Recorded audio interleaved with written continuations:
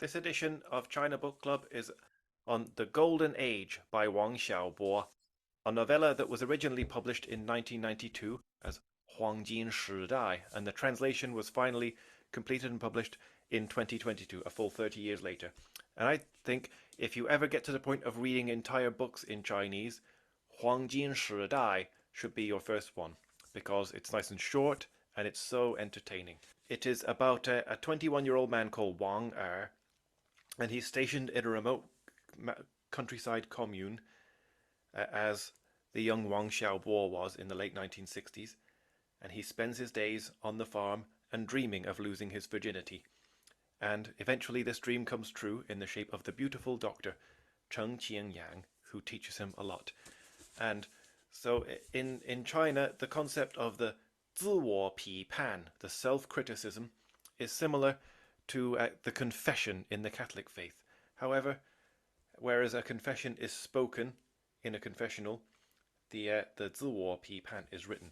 So the narrator of this book, Wang Er, is ostensibly apologizing for his behavior, but he's really bragging about his sexual conquest. So it's really funny and entertaining. So I'm going to read out a passage or two. From near the beginning. It was only later that I understood.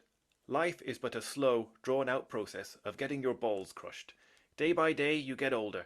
Day by day your dreams fade. In the end, you are no different from a crushed ox. But I hadn't foreseen any of it on my 21st birthday. I thought I'd be vigorous forever, and that nothing could ever crush me. The army cadre sent me down for a talk. He told me to prepare a confession. He added, having an affair was the kind of thing that would make the people angry. If I didn't confess, it would be the people who would come after me. He added that I was a bad element and required rehabilitation. I could have tried to argue that I was innocent, who could have proven that I had done the old shoe thing. But I just stared at him like a wild boar.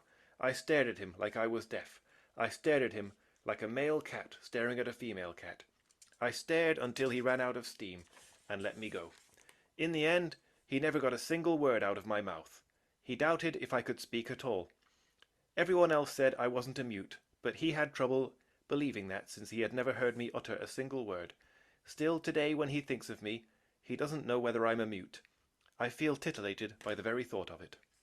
She cracked open a Xiangfei nut. For a moment, a youthful revolutionary zeal returned to her face. I felt all of my blood surging to my brain like I was going to have a stroke. Writing poems was my biggest secret. Sharing it was tantamount to lovemaking. When inspiration strikes, it is like an orgasm, and when the words appear on the page, it is like cum.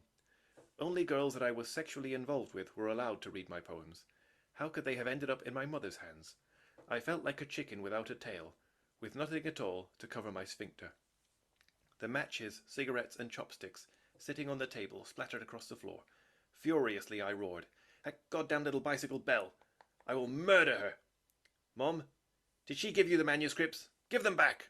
As for the matter of Mr. He's erection, I have one more thing to add.